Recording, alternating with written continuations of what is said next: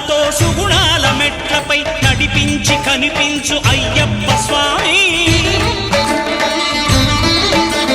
మకర సంక్రాంతి సజ్జోధివై అరుదెంచి మహిమలను చూపించు మణికంఠ స్వామి